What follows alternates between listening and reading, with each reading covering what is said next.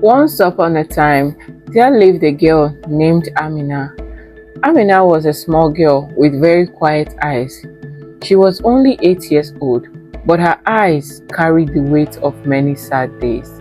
They did not shine like the eyes of other children in the village. They did not dance when she laughed because Amina rarely laughed anymore. She lived in a small house at the edge of the village with her father Musa and stepmother Zainab. Before Zainab came into her life, Amina was a happy child. Her mother had died when Amina was 5 years old.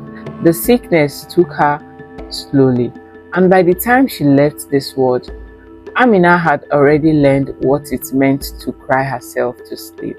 Her father loved her deeply, but he was broken by the loss of his wife.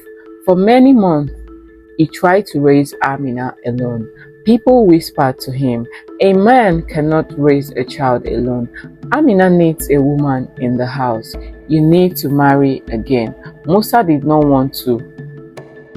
Musa did not want to, but life was hard. He worked long hours as a trader, traveling nearby towns. He needed someone to take care of Amina while he was away. That was how Zainab entered their lives. At first, Zainab smiled a lot. She spoke softly when Musa was around. She cooked good food and told neighbors how much she loved Amina. Musa felt relief in his heart. He believed he had done the right thing, but smiles can lie. The first time Zainab slapped Amina, it was over spilled water. Amina had been washing plates when her small hand slipped. The cup fell and broke. "I'm sorry," Amina whispered, her voice shaking.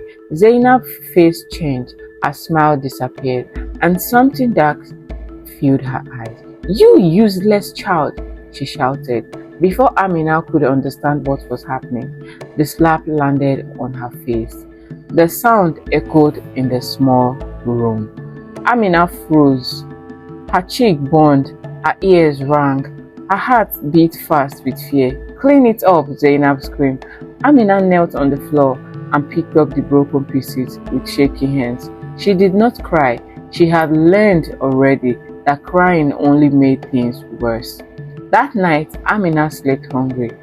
Zainab told Musa she had eaten already. Musa believed. As weeks passed by, the slaps became common. Then came worse things. Zainab woke Amina before sunrise every day. "Get up," she would say sharply. "Work does not wait for lazy children." While other children slept, Amina swept the compound, fetched water from the well, washed clothes, cooked food, and cleaned the house. If she was slow, she was beaten. If she made a mistake, she was punished.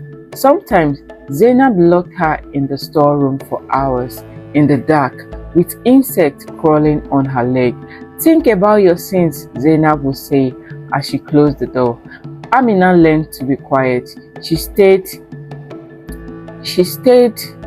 learned to move softly. She learned to hide her pains. When Musa returned from his trip, Zainab became gentle again.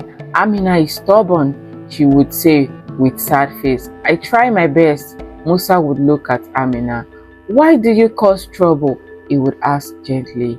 Amina opened her mouth many times to speak, but fear closed it. She was afraid Zainab would hurt her more if she spoke. She was afraid her father would not believe her. So she lowered her head and said nothing. Amina loved school. It was the only place she felt a little safe. But even there, her suffering showed. Her clothes were always dirty. Her body was stained. Her eyes looked tired. She often slept in class. Her teacher, Madam Grace, noticed. One day, after class, Madam Grace called her. "Amina," she said softly, "are you all right?" Amina nodded quietly. "Yes, ma," but her voice shaky. Madam Grace knelt to her level. "You can tell me anything," she said. Amina's eyes filled with tears, but fear won again. She shook her head and ran away. Madam Grace watched her go, worry growing in her heart. One evening, Musa was away again. Zainab was angry. The food burned while cooking. She blamed Amina. "You will pay for this," she said. That night, he beat Amina with his stick until the girl collapsed on the floor. Amina's back burned with pain. Her body shook. "Get up," Zainab shouted. Amina could not. Zainab left her there and went to sleep. Amina lay on the cold floor all night, crying silently. By morning, she could barely stand, but she still went to school because school was safer than home. That morning, Madam Grace saw the marks. They were clear, dark lines across Amina's arm, bruises on her neck. She felt her heart break. She called Amina again, this time firmly. "Amina," she said, "who did this to you?" Amina shook her head. "I fell," she whispered. Madam Grace did not believe her. She took Amina's hand gently. "You are not in trouble," she said, "but you are not safe." For the first time, Amina cried openly. Her small body shook as fears of pains poured out in tears.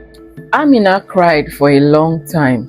Madam Grace did not rush her. She stayed close, her hands resting gently on Amina's back.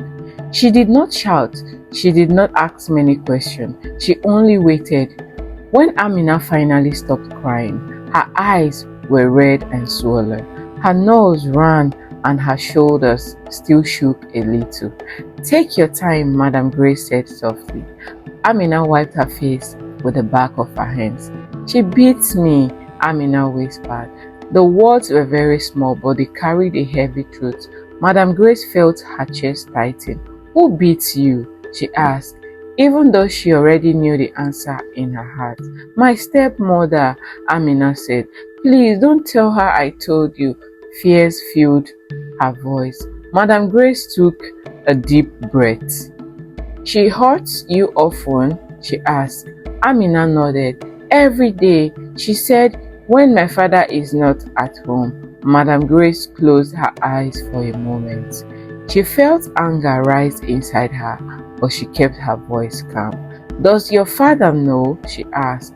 Amina shook her head quietly. "No," she said. "If I tell him, she will kill me." These words cut deep. Madam Grace knew she could not ignore this anymore. "Amina," Madam Grace said firmly but kindly. "Listen to me." Amina looked up. "You are not bad," the teacher said.